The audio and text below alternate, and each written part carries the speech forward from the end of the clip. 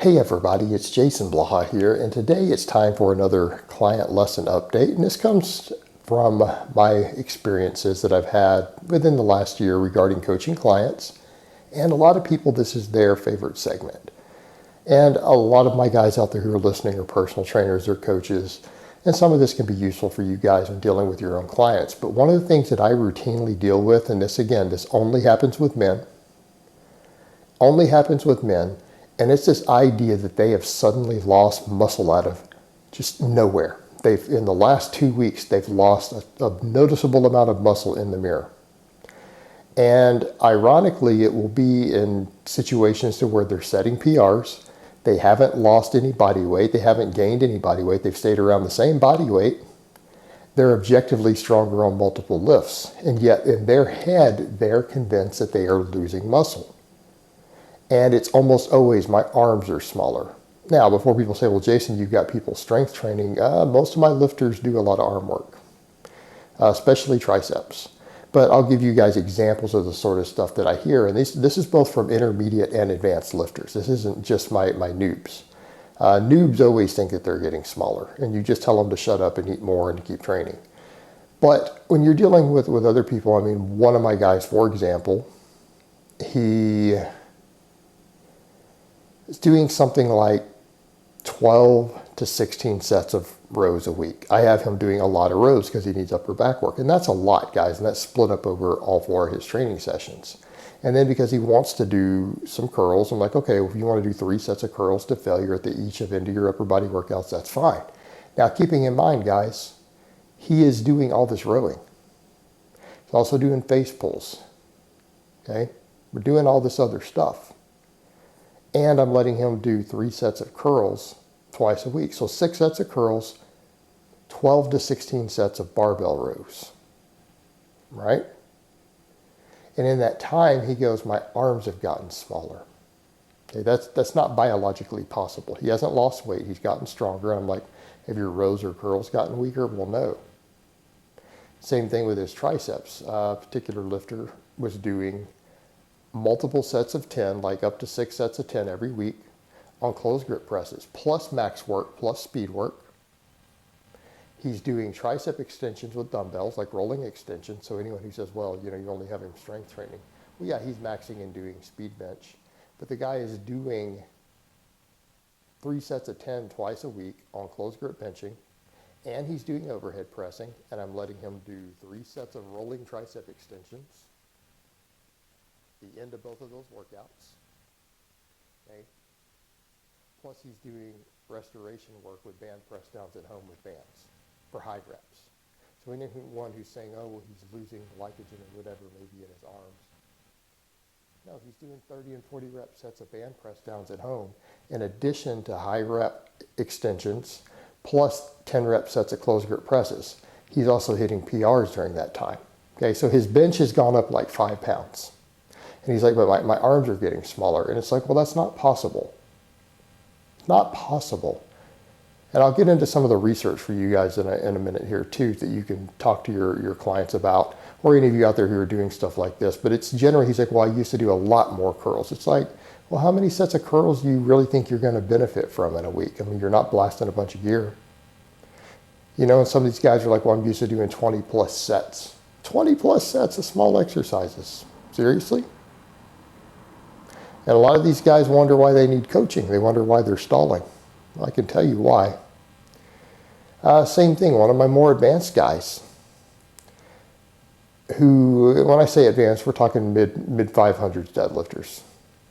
Okay, relatively advanced.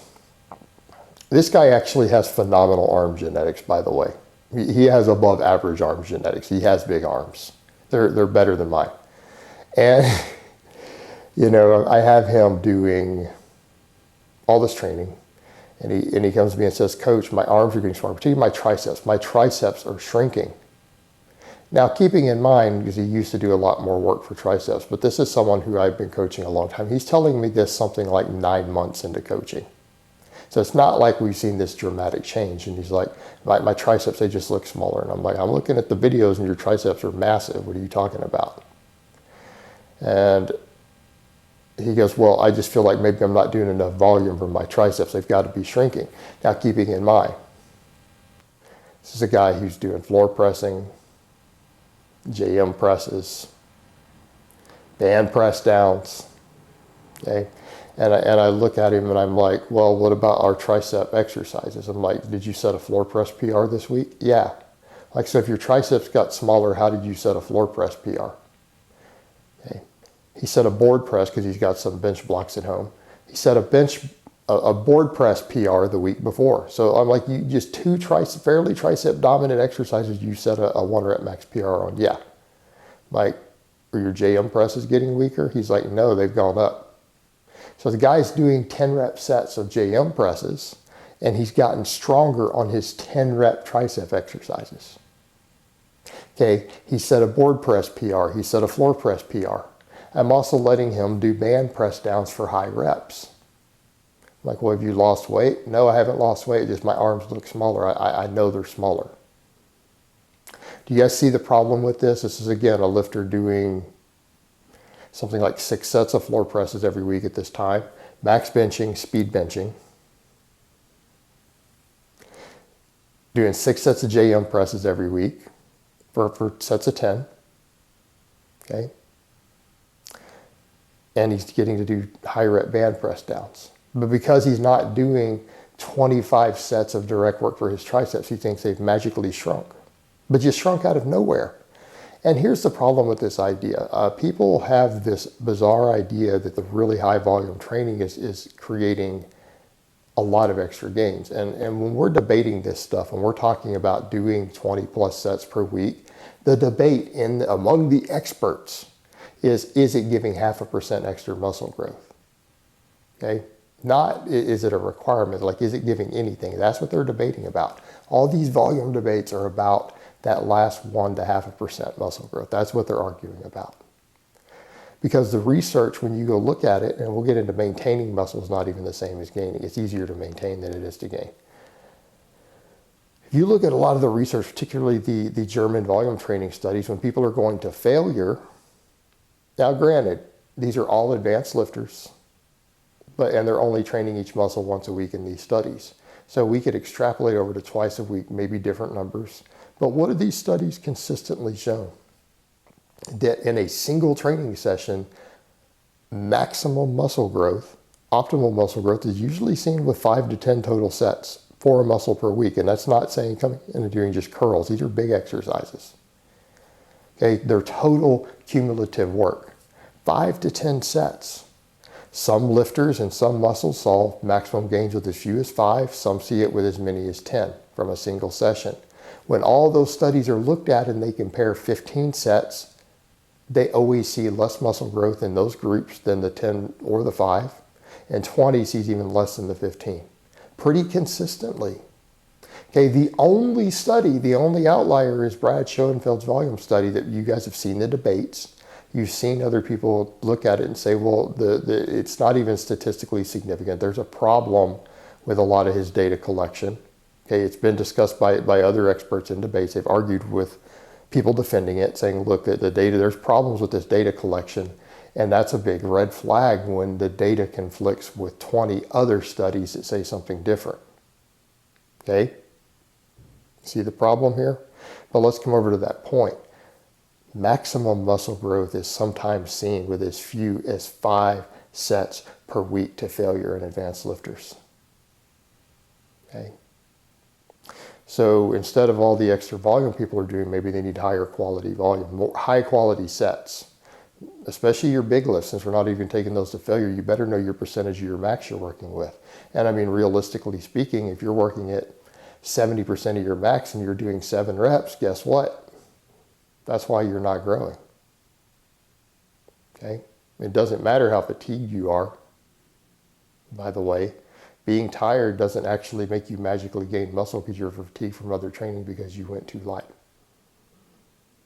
That's been looked at pretty closely in studies too. That causes less muscle growth. In other words, even a set to failure where you've had to reduce the weight 15% to get to failure may not be causing very good muscle growth anymore.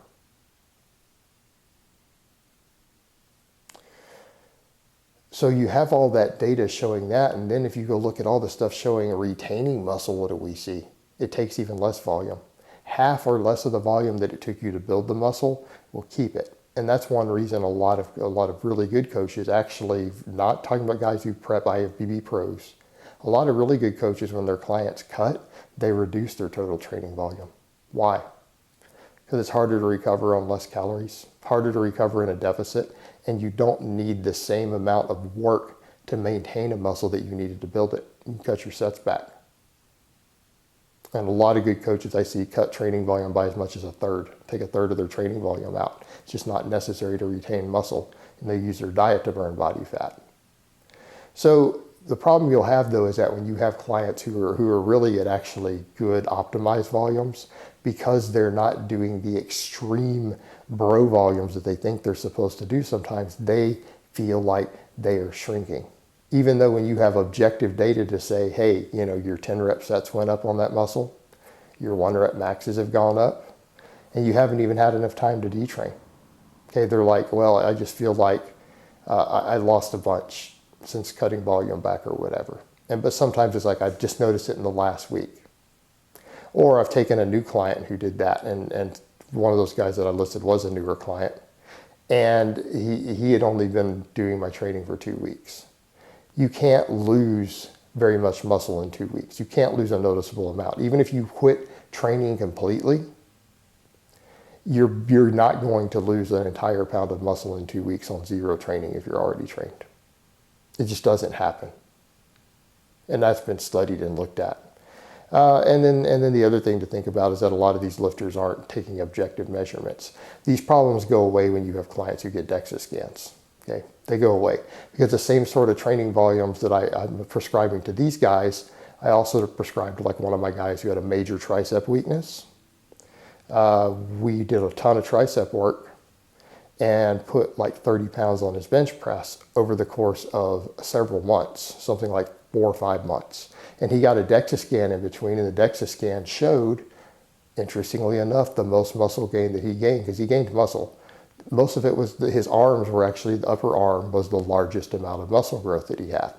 Okay, and his triceps are stronger, his closed grip pressing is stronger, his bench press is stronger, all his tricep movements are stronger, because his triceps were a weak link for him, and we built them up. Built them up using the same sort of volume some of these other lifters claim they're shrinking on. And it's ridiculous, and it's something that you'll have to deal with if you're a coach or a trainer, or a lot of you out there, guys, will see things in the mirror that aren't real. I have one side that's way bigger than the other, and they're the only one who sees it. Okay, so it's a body dysmorphic issue. Okay, it is a sign that you are starting to develop a potential mental disorder, and it's something to think about. All right, guys, well, that's really all I have to say on that today. I hope it's been informative, and I will talk to you guys next time.